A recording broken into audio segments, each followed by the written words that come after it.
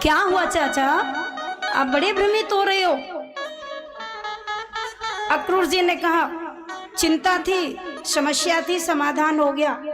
मैं सोचता कि मुझे तेरी रक्षा करनी पड़ेगी, अब मुझे तेरी नहीं, तुझे मेरी रक्षा करनी पड़ेगी। मैं जान गया कि तू भगवान है।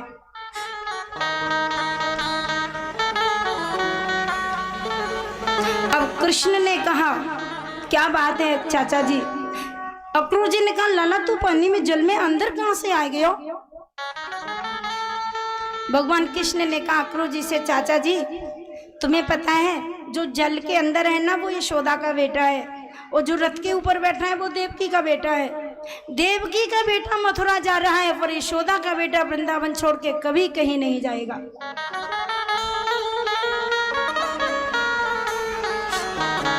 ऐसी लीला की मेरे ठाकुर जी ने। अक्रूर जी आगे रथ लेकर चले, मथुरा में प्रवेश किया, और जैसे ही मथुरा में प्रवेश किया, सभी नर नारियों ने भगवान का दर्शन किया।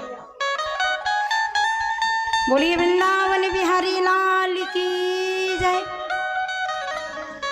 और सभी दर्शन करती हैं, अपने सौभाग्य की सराहना करती है, एक दूसरी को कहती है ये वही अष्टम गर्भ है देवकी का, ये वही अष्टम गर्भ है। सब मन ही मन भगवान को मनाती है, विधाता को मनाती हैं। हे भगवान इसका कुछ बिगड़े नहीं, इसकी रक्षा कर लेना। ऐसे सब भगवान को आशीर्वाद दे रही हैं, पुष्प वृष्टि कर रही हैं। अक्रूर जी ने प्रवेश किया। कृष्ण ने कहा, चाचा जी कुछ समय के लिए मुझे छोड़ दो, मैं नगरी घूम के आता हूँ, आप थोड़ा विश्राम करो चल के घर में, अभी आता हूँ। अक्रूर जी अपने महल के लिए चले गए रथ लेकर। भगवान श्री कृष्ण बलदाऊ दोनों पैदल यात्रा करते हैं। और जैसे ही आगे भगवान चले तो धोबी मिला, ध्यान देना, कंस का धोबी कपड़े धो रहा था। भगवान ने देखा, ग्वाल वाल भी साथ में है। भगवान ने उस धोबी से कहा, रजक कपड़े धोने वाला होता है।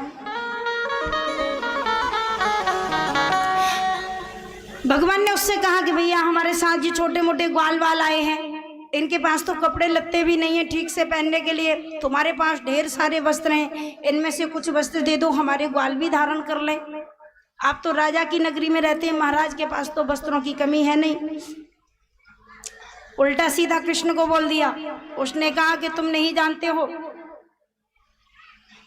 ब्रज के न अकल का सकल न सकल का काला कलूटा, ब्रज का ग्वाला राजा के वस्त्र पहनने की हिम्मत रखता है। उल्टा सीधा बोल दिया। कृष्ण ने कहा, हम अच्छी तरह तुझे मामा जी कहते, तू उल्टा बोल रहा है। बहुत ज्यादा बोला, इतना बोला कृष्ण को गालियां भी दे दी। अब मधुमंगल कृष्ण का छोटा सा मित्र था, उंगली पकड़ के चल रहा था। मधुमंगल ने कृष्ण से कही, लाला जी तो को गाली काय को दे रहे हो?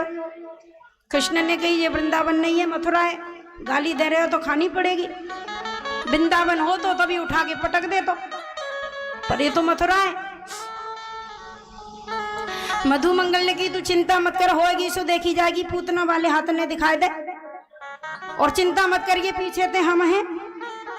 जैसे ही मधुमंगल ने कही, ठाकुर जी ने कहा, ये तुम कहते हो तो ताकत आ गई, एक मुष्टक मारा, धड़ाम से जमीन में समा गया।